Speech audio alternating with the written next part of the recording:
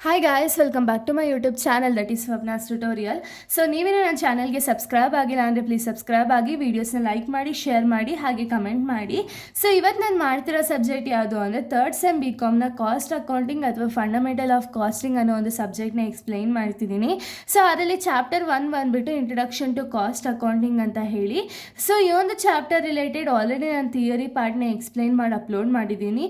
So ಯಾರ್ಯಾರೆಲ್ಲ ಆ ವೀಡಿಯೋಸ್ನ ನೋಡಿಲ್ವೋ ಒಂದ್ಸತಿ ಆ ವೀಡಿಯೋಸ್ನ ನೋಡ್ಕೊಂಡು ಬಂದು ಈ ಒಂದು ವಿಡಿಯೋನ ನೋಡಿ, ಬಿಕಾಸ್ ನಿಮಗೆ ಕಂಟಿನ್ಯೂಷನ್ ಅನ್ನೋದು ಪ್ರಾಪರಾಗಿ ಸಿಗುತ್ತೆ ಅನ್ನೋ ಒಂದು ರೀಸನಿಂದ.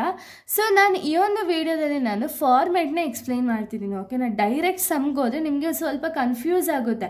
ಸೊ ಅದಕ್ಕೆ ಈ ಒಂದು ವಿಡಿಯೋದಲ್ಲಿ ಫಸ್ಟ್ ನಾನು ಫಾರ್ಮೆಟ್ನ ಎಕ್ಸ್ಪ್ಲೈನ್ ಮಾಡ್ತೀನಿ, ನೆಕ್ಸ್ಟ್ ವಿಡಿಯೋದಲ್ಲಿ ನಾನು ಸಮ್ಸ್ಗಳನ್ನ ಸ್ಟಾರ್ಟ್ ಮಾಡ್ತೀನಿ.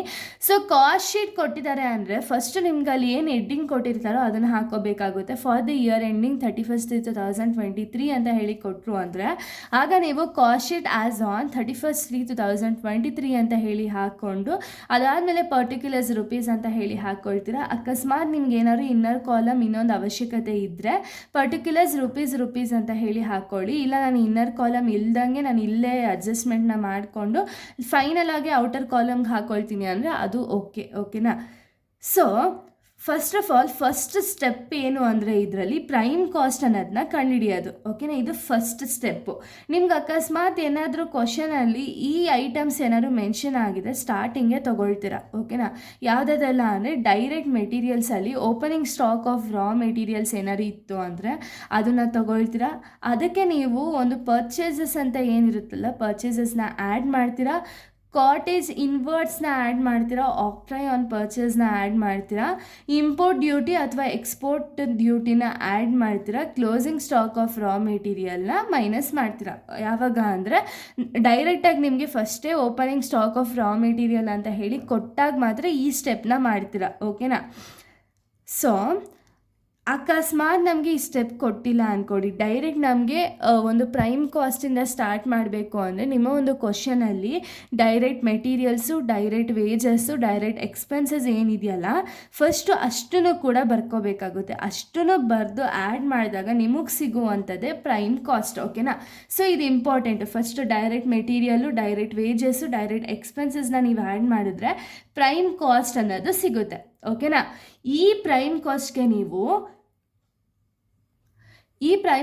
ನೀವು ಫ್ಯಾಕ್ಟ್ರಿ ಕಾಸ್ಟ್ ಏನೇನೆಲ್ಲ ಇನ್ಕರ್ಡ್ ಆಗಿರುತ್ತೆ ನೋಡಿ, ಫ್ಯಾಕ್ಟ್ರಿ ಓವರ್ ಹೆಡ್ ಕಾಸ್ಟ್ಗಳು ಏನೇನೆಲ್ಲ ಇನ್ಕರ್ಡ್ ಆಗಿದೆಯೋ ಅದನ್ನೆಲ್ಲ ಆ್ಯಡ್ ಮಾಡ್ತೀರಿ. ಎಕ್ಸಾಂಪಲ್ ಫ್ಯಾಕ್ಟ್ರಿ ಅವ್ರ production expenses, factory cost, work cost ಇದೆಲ್ಲ ಇದ್ರೆ ಆ್ಯಡ್ ಮಾಡ್ತೀರಾ. ಹಾಗೆ ಫ್ಯಾಕ್ಟ್ರಿ ರಿಲೇಟೆಡ್ ಏನಾದ್ರು ಓಪನಿಂಗ್ ಸ್ಟಾಕ್ ಇತ್ತು ಅಂದರೆ ಆ್ಯಡ್ ಮಾಡ್ತೀರಾ, ಕ್ಲೋಸಿಂಗ್ ಸ್ಟಾಕ್ನ ಮೈನಸ್ ಮಾಡ್ತೀರಾ. ಓಕೆನಾ, ಓಪನಿಂಗ್ ಸ್ಟಾಕ್ ಇದ್ರೆ ಆ್ಯಡ್ ಮಾಡ್ತೀರಾ, ಕ್ಲೋಸಿಂಗ್ ಸ್ಟಾಕ್ ಇದ್ರೆ ಮೈನಸ್ ಮಾಡ್ತೀರಾ. ಇಷ್ಟು ಕೂಡ ನೀವೇನು ಬರೀತಿದ್ದೀರಲ್ಲ ಫ್ಯಾಕ್ಟ್ರಿ ಕಾಸ್ಟ್ ಅಂಡರಲ್ಲಿ ಇಷ್ಟು ಕೂಡ ಫ್ಯಾಕ್ಟ್ರಿ ಎಕ್ಸ್ಪೆನ್ಸಸ್ಸೇ ಆಗಿರಬೇಕು. ಓಕೆನಾ, ಅವಾಗ ಮಾತ್ರ ಆ್ಯಡ್ ಆರ್ ಮೈನಸ್ ಮಾಡ್ತೀರಾ. ಬರೀ ಕ್ಲೋಸಿಂಗ್ ಸ್ಟಾಕ್ ಒಂದೇ ಮೈನಸ್ ಮಾಡೋದು, ಇನ್ನು ಮಿಕ್ಕಿದೆಲ್ಲ ಆ್ಯಡ್ ಮಾಡ್ತೀರಾ.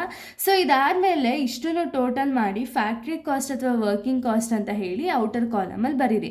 ಇದಕ್ಕೆ ಪ್ರೈಮ್ ಕಾಸ್ಟ್ನ ಇನ್ಕ್ಲೂಡ್ ಮಾಡಬೇಡಿ, ಬರೀ ಫ್ಯಾಕ್ಟ್ರಿ ರಿಲೇಟೆಡ್ ಏನಿದೆಯಲ್ಲ ಇಷ್ಟು ಆ್ಯಡ್ ಮಾಡಿದ್ಮೇಲೆ ಎಷ್ಟು ಅಮೌಂಟ್ ಬರುತ್ತೋ ಅದನ್ನು ಮಾತ್ರ ಬರೀರಿ. ಓಕೆನಾ, ಸೊ